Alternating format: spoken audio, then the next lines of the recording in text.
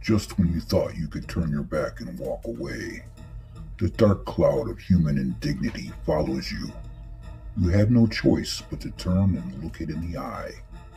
It's the sex offender hit list.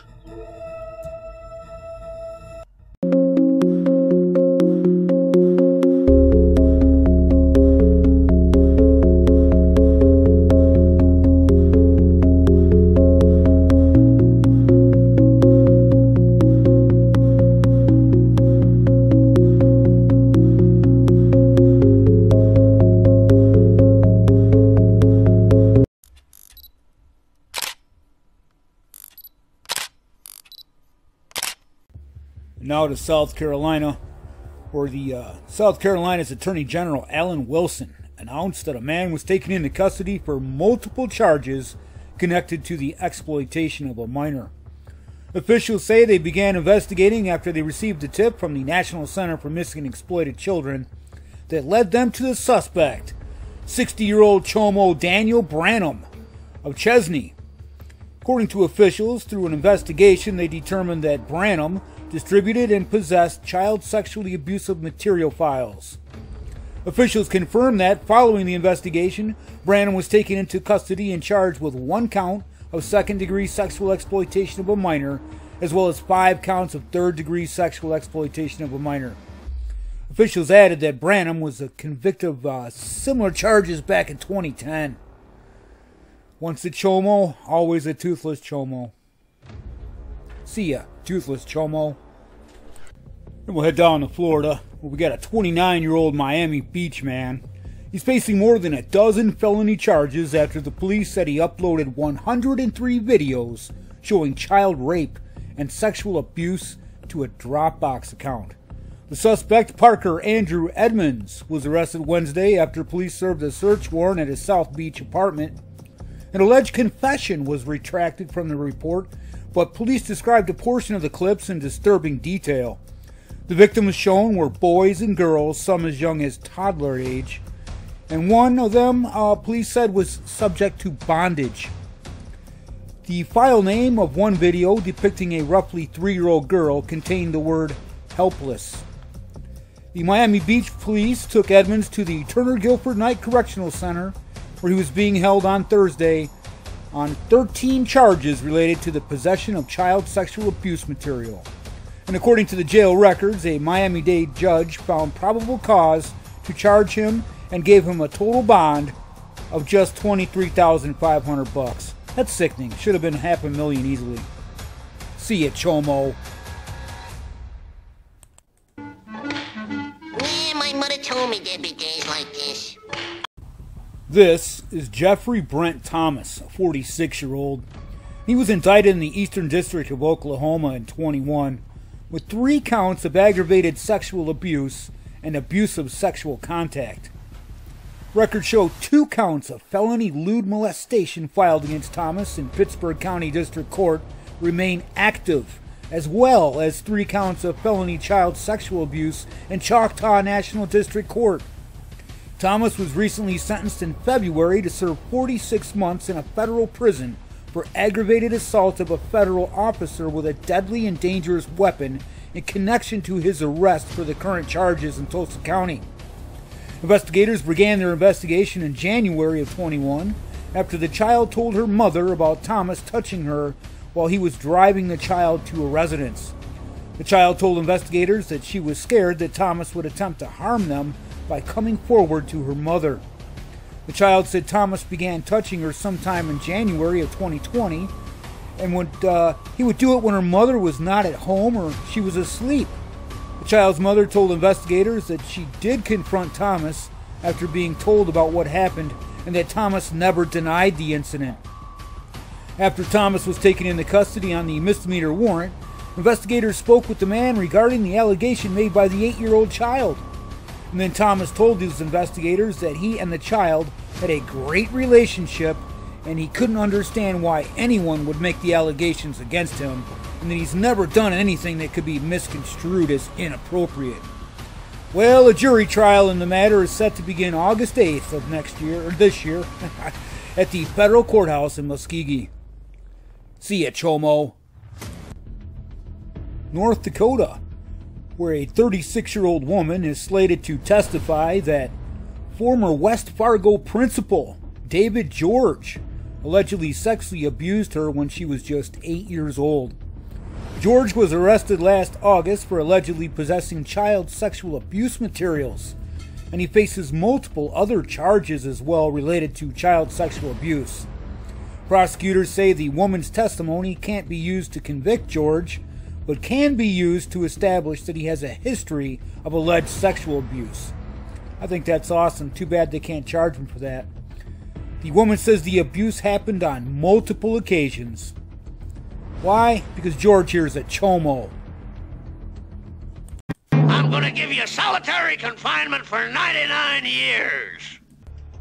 Okay, we got another policeman for you. This is a Gainesville police officer. He was charged Thursday with child sexual abuse. According to a press release from the Gainesville Police Department Chief Kevin Phillips, former officer Dustin Keith Duncan was arrested following an indictment for alleged indecency with a child by sexual contact, a second-degree felony, and his bond was set at $40,000. Duncan subsequently resigned from the department per city policy, and upon learning of the allegations, the Gainesville Police Department took immediate action to remove Duncan from duty, pending the outcome of the investigation, as according to the police chief there. Due to the nature of the offense and the location where the alleged incident occurred, the Cook County Sheriff's Office has taken over that investigation. Phillips stated his department would be transparent and cooperate fully with Sheriff Ray Sappington's office. Unfortunately, no further details were available this morning, but you can be sure that when they do become available, you'll find them here first on the sex offender hit list. The Wicomico County Sheriff's Office announced on Thursday that James Arthur Thompson had been indicted on a total of 228 charges following a months-long investigation into the allegations of a sexual abuse of a minor. During the investigation, officials say that the findings uncovered deeply concerning evidence of prolonged abuse perpetrated by Thompson against the minor over the span of several years.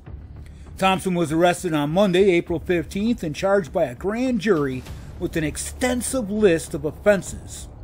And these include sexual abuse of a minor / family member, sex abuse of a minor, first and second degree rape, second and third degree sexual assault offense, sex trafficking, explicit performance, sex trafficking, taking and causing sexual solicitation of a minor, threatening to cause another to engage in a sex act, threatening to cause another to engage in a sex production, stalking, harassing a minor, obscene misuse of a telephone, camera surveillance of a private area with prudent intent. What a nice word. Ain't seen it in a while. Child pornography, filming a sexual act, child pornography, minor as a sex subject, possession of child pornography, and these offenses were reported in Fruitland and Delmar, and there's several more charges that they say are pending. Officials made note that Thompson is currently registered already as a sex offender, and he's being held at the Wicomico County Detention Center without bond pending his next court appearance on May 10th. Now get in there!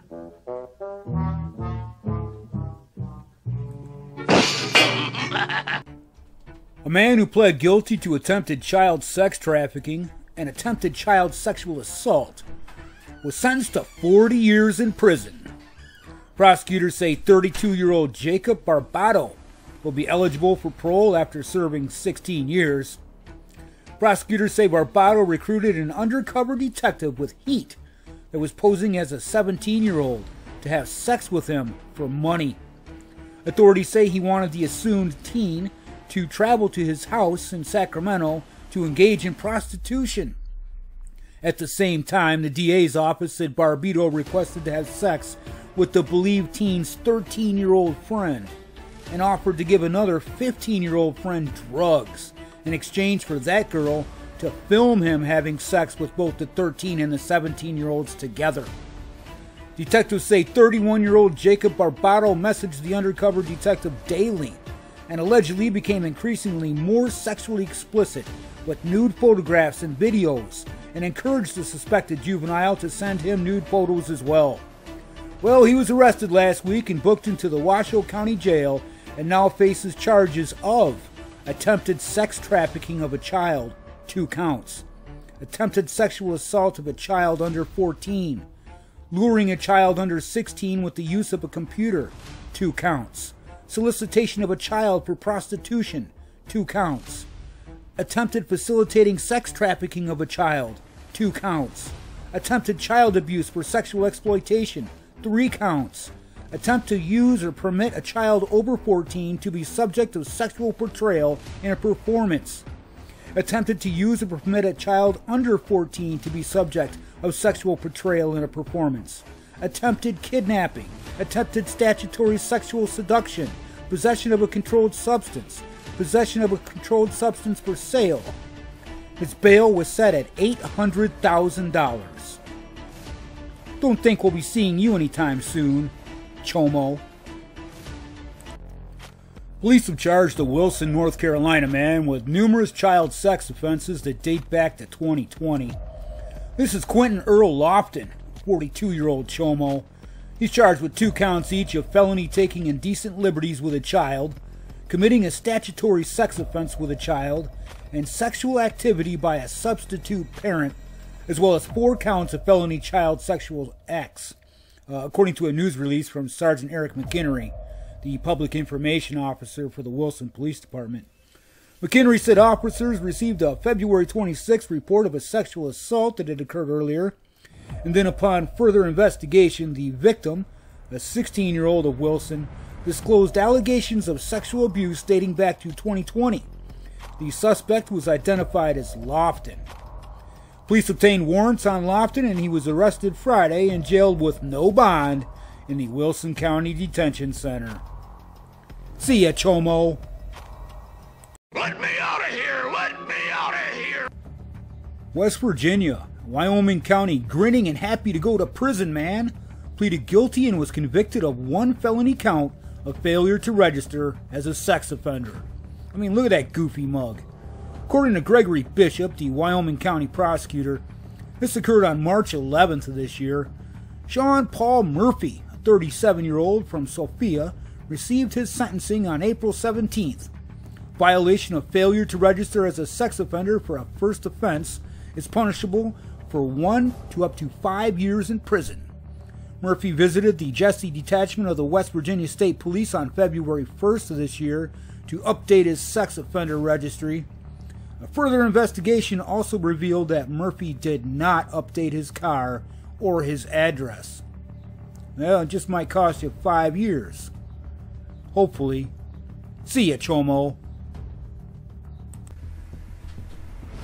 A 32-year-old Bellevue man was recently indicted for allegedly receiving multiple videos depicting sexual acts involving a 12-year-old child from another state. On Thursday, April 11th, the U.S. District Attorney Roger B. Handberg of the Middle District of Florida announced the return of an indictment charging Kyle Burbank, this Chomo here, with 2 counts of receipt of child sexual abuse material. Burbank allegedly received 5 video files over the internet. These videos depicted child sexual abuse material from a 12-year-old child in Indiana. Investigators reviewed several social media accounts belonging to Burbank. The indictment alleges that these accounts contained multiple online interactions between Burbank and a lot of other minors. Federal agents arrested Burbank on April 4th of this year. He was transported to the Marion County Jail, where he is currently being held with no bond. If convicted on both counts, Burbank faces a maximum penalty of 40 years in federal prison, including a 5-year minimum mandatory term of imprisonment on each count. This case, of course, is part of Project Safe Childhood, a nationwide initiative launched in 2006 by the Department of Justice to combat the growing epidemic of child sexual exploitation and abuse. See ya, Chomo. I'd like to know what dirty stone pigeon squealed on me. This is Leo D. Madsen, and he wants to move inside the city limits of Green Bay. The only problem is, he's on the registered sex offender list. So before he does this, he has to go in front of the Green Bay Sex Offender Residency Board. They're going to ask him a series of questions to see if they believe that he's able to maintain himself without reoffending. But before we get into that, I'd like to show you where he intends on moving. So let's go ahead and take a look at that now. Alright, here we are at 1100 North Van Buren Street in Green Bay. This is where he wants to move to. I think it's that house right there. So let's take a look around the neighborhood here. Not too bad. Little area over there where some kids can hang out and play. What is this? Looks like a nice place to play some football or something like that. Bunch of kids to be messing around right across the street. Yep. I don't know. Okay, so we're gonna take a different view of the area here. This is the area right here. Let's just zoom out a little bit. We got a park. Let's see. 1, 2, 3, 4 blocks away this way. There's another park right here. Yep, Eastman Park and Bayview Park. Just a few blocks away from his house. Kinda not cool, huh? Okay, well, now that we've seen where he wants to move to, the question is, I wonder what the board's going to think about that. I don't know. Just going to have to wait and find out. All right, our next appeal is Leo Matson. Age? Full disclosure, Mr. Matson is a customer of mine. Papers? Have a seat right there, please. Did you bring some paperwork? Yeah. Treatment documentation and my work. All right. Okay. Mr. Matson, it's been quite some time that you've also been before us. So we'll start off, if you could tell us what you were convicted of. Again, the circumstances surrounding the arrest. You don't need to, please don't tell us the name of the victim or the relationship, okay? All right, go ahead. Circumstances were I was invited up north to a birthday party with a friend / relative that had minor girls, underage girls, and one had began to rub her genitals on me, and that was rather unacceptable to me at a point of the age of her and the way she was acting out was not acceptable to me, but her mother seemed not to advise her that that was inappropriate after my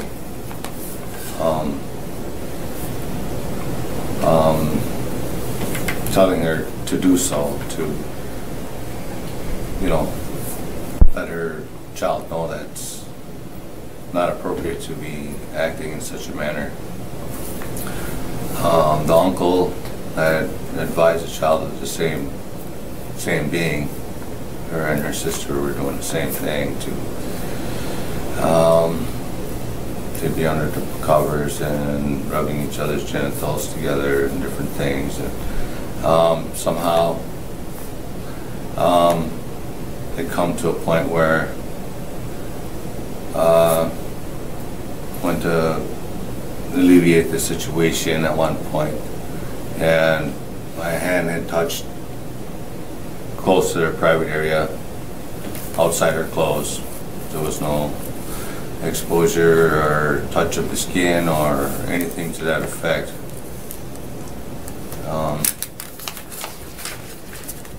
3 days later, I get a call and to go down to the PO's office, and there was a report of me touching her too.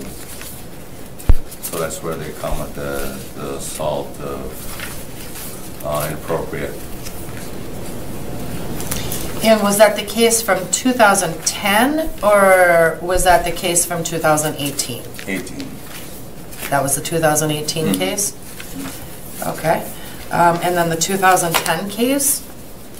2010, that was a mistress of mine's daughter. I was married at the time, and started to see this other female.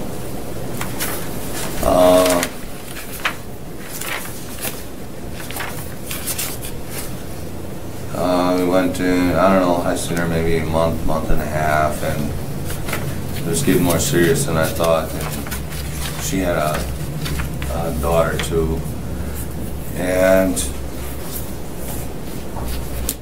she ordered some things from the store, so I picked them up for her after a long day's work. I had my own business, landscape business.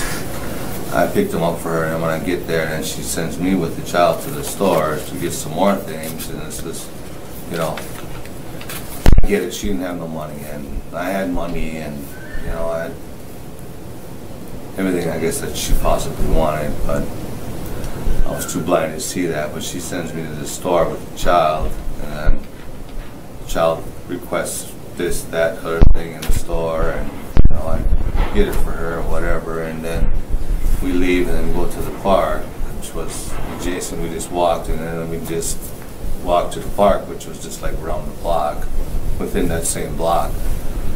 So we went over there to the park, and then she went on the slide, she was on the swings and whatever, and I said, well, it's getting late, you know, we better get going. So I sat down on the slide, and she just come down the slide, and then she claimed that I had inappropriately touched her as well.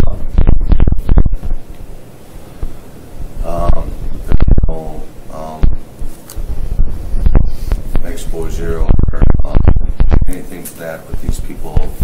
I have known it wasn't like a public act or anything. I had known both victims as far as, you know, acquaintance.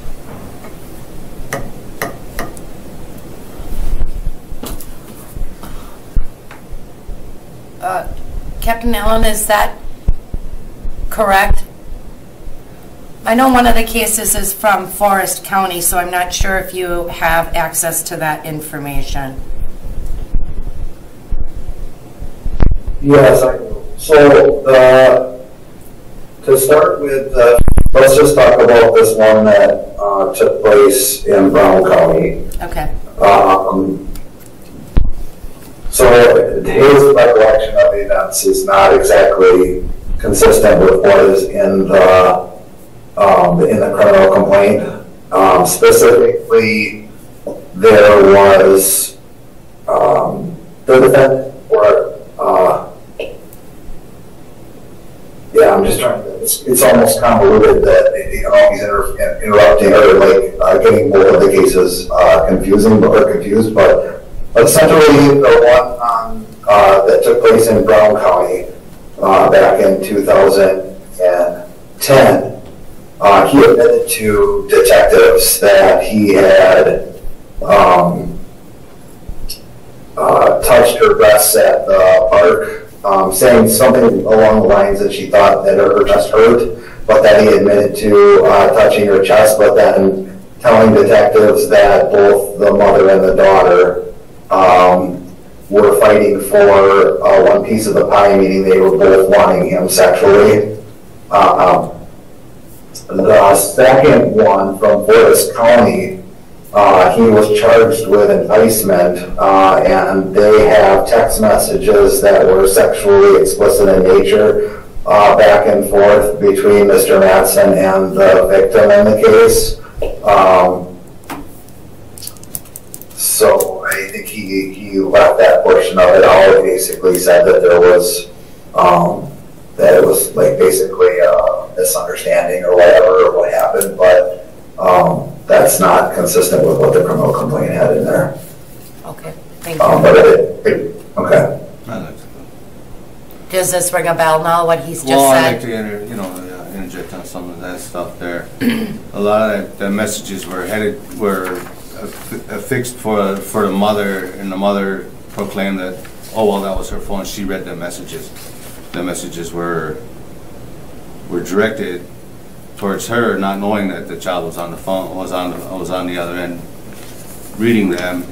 And when we come to find out that, okay, that, anyways, it wound up to be, they dropped that, the judge had thrown that out, and he charged me with just first degree. He said that there was no, like, enticement or anything like that that had happened. The doors were never locked, and it was always open, and it was open to the mother or whoever wanted to come in there. It wasn't like it wasn't locked, and it wasn't able to have access to the room.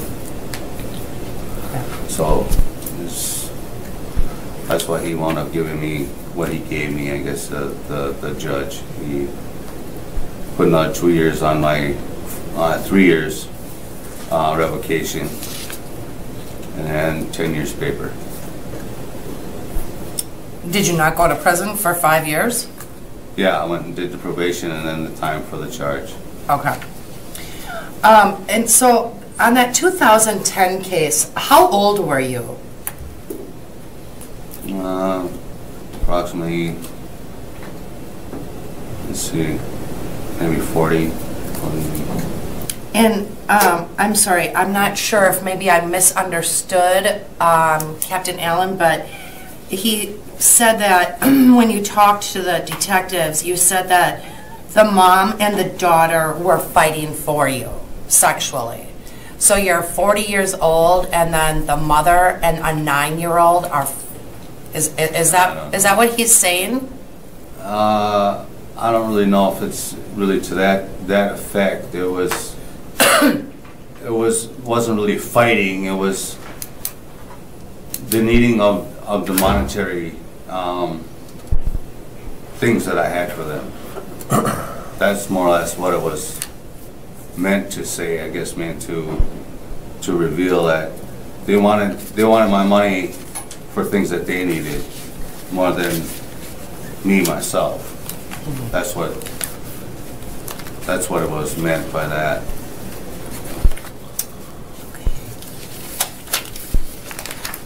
Okay, and then if we want to talk about your treatment, do you wish to remain in public session or go into closed session?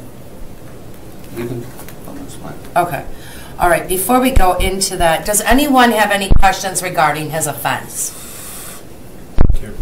Were you found guilty by a jury in the Brown County case? Yes, and then I appealed that. I took it to the appellate court in Madison, and then I came back, and they found that, there was something that, because there was never any DNA found on her. There was several other DNA found on that first offense on that child, several other male DNAs, but not mine. So was your conviction vacated then? Didn't vacate it, no. I just pled out, and they just left it as it was. They never, I told them I pled not guilty the first time, and then they, when I appealed it, because they said, well, the jury said I was guilty, so okay, so I appealed it. I went to the appellate court in Madison, and we came back here, and you lost. We thought we had a strong case, But you lost. But we lost. But yeah. Okay. Okay, so are we good on the questions for the, okay. So you did provide us a letter from Family Services that you began sex offender treatment on February 28th and has been seen 3 times. You're working on risk management and relapse prevention planning along with ownership dynamics and overall healthy legal boundaries and limits. Is that the only treatment that you've received throughout the years? Did you receive any during the 2010 conviction? Yes, I did. You did, and did you do that in prison? No, I did it out here in the street. You did it out here? Mhm. At Family Services also? Or where did you do that treatment at? Yeah, I guess it probably was hooked up with the Family Services, but it was across the road and next to Denal Cadillac. I don't remember the name of that place. Was that the old Attic Services? I think Attic it was. Correctional Yeah, I think it was. Services? Yeah, I think it was just that little building next door there. Denal. Okay. Yeah, I finished that, completed that, and I finished the aftercare treatment as well on that 2010 case. Okay. Again, I'm sorry, I just want to go back to one thing. So on the 2010 case, you served 4 years. When did you actually get released from prison on that one? 2014. 2014. In July. Okay. July of 2014? And then in April of 2018 is when you again had your offense in Forest County. Okay. So, do you feel like you learned anything in treatment? Yes, I did. Yes. But then it was okay to go and I learned a lot. do another offense? Well, no, it wasn't okay. You know, I'm really remorseful for that, and I feel bad. You know, that it come about. You know, I really do. You know, I just, you know, I don't. It's just, I guess the way my life was going at that time. It's just, I totally wasn't thinking. I mean, things were going beyond, I guess, my control as far as thinking to alleviate that whole situation in time enough to save myself from that situation, because I knew it was a bad situation. I knew darn well it was a bad situation. I was warned of it, you know, by a friend, a lady friend that was living with me at the time, and she told me that. She says, "You need to get away from that girl and them girls. It's bad. It's totally bad. It wasn't healthy for me." And I guess I didn't see the light, you know, type of thing. And I just, like, another thing, you know, it's just, I'm the nice guy, you know. Sure, you know, oh, you know, could you get my daughter a cake, and could you, you know, this, that, other thing, whatever, you know. It's like, why, sure, you know, well, I ain't got gas, and, you know, could you know, help me get up there so we can have a birthday party? Yeah, you know, no big deal, you know, I'm working, you know, and I got money again, and it's always running into that situation where, you know, I'm not gonna say I'm the nice guy, I don't want to toot my horn, but hey, you know, I do well for myself out in the world, you know, and I always try my hardest to take my shirt off for the next guy, you know. So tell me what's different from back in 2018 to today? How do I know that you're not going to do this again? How do you know that I'm not going to do this again? My thinking is a lot different now. I have a strong support system, my family, my friends. I'm in treatment. I just had a real good assessment at myself, a good look at myself and what I have to lose, my family, my friends. It was rather devastating to me to have this happen again. And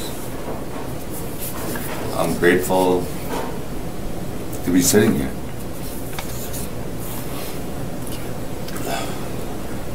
Because there was times, I'm sorry, what? there was times I want to live apart.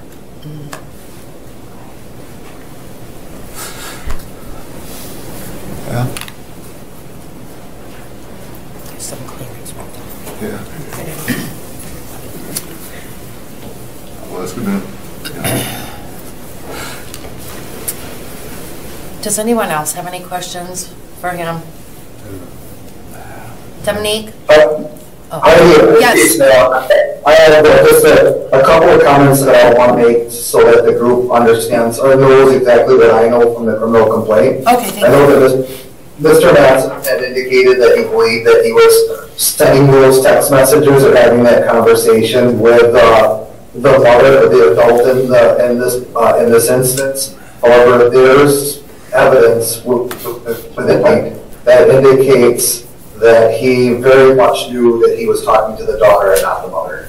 Just so that you guys know, and I feel based on his unwillingness to come forward today and talk about his story, it doesn't give good evidence towards him being a changed person from 2018 until now, because he's still at this very moment not willing to at least take ownership to the things that he did back in 2018 and will tell me, no, I'll break for that. No, I'm done. Okay, thank you. I appreciate that clarification.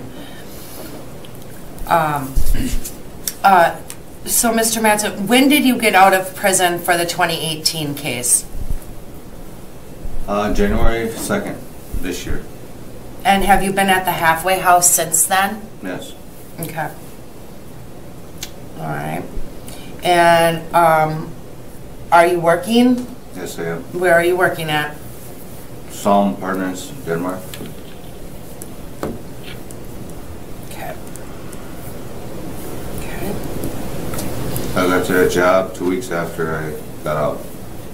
Got out of prison. All right. Do you have any issues with drugs or alcohol? None. Okay. None. I've been sober for over 21 years. Well, I'll be 21 years 29th of this month. Okay. All right. Is there any discussion or comments from the board? I'm going to abstain. It's a relationship with Mr. Matson. All right. Well, I'm going to just let you know how I feel. You know, again, you had this incident, you had treatment, and you went and did it again. You know, I understand that, you know, you're saying that you were a nice guy, but I feel like, you know, right now you're in treatment, you've only attended 3 sessions. For me, that's not enough comfort level to know that you're okay to be back out in the community right now, like at this address. But that's just, again, my opinion. There are other people on the board that may have a different opinion. I kind of feel the same way. Okay. I will say that Leo is a good worker. He did go to work right away after he got out and still got that job. It says something for him. Okay. Dominique, do you have anything? I'm kind of the same way as you.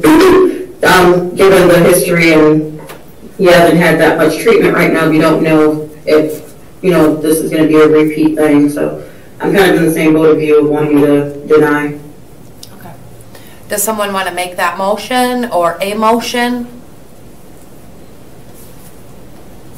I will. I will make a motion to deny Mr. Matson to 1100 Van Buren Avenue, apartment number 2. Is there a second? I'll second. All in favor? Aye. Aye. Aye. Opposed? Abstain. Did you vote? Yep. Oh, did you catch his vote? I did. Oh, Was it an aye or an nay? an aye. Aye. Voting to deny.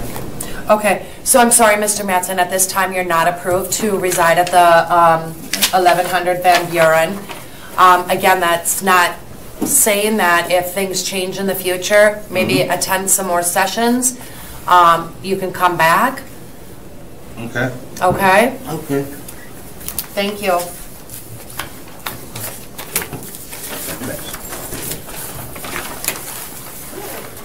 All right, next on the agenda is the appeal of Brandon Harrison. Requesting to move, well, I should say. Denied. Okay, I kind of like the results there.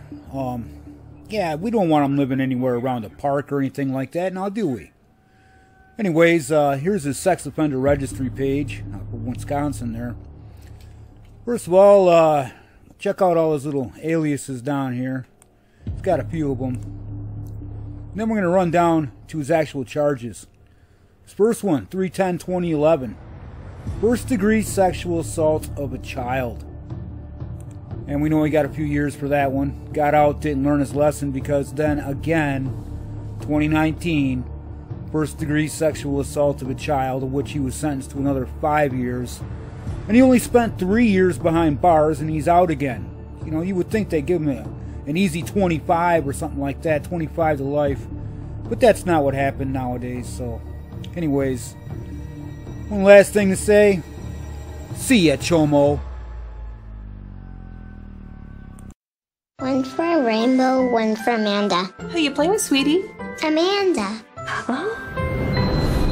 Oh, who are you? I'm Amanda. I'm 6. And I love unicorns. Sexual predators are seeking kids online. We don't know Amanda.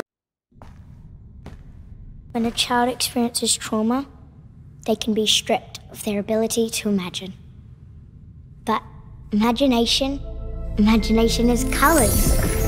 All the colors. Imagination is freedom. And whatever you want it to be. But a child without imagination is not a child at all.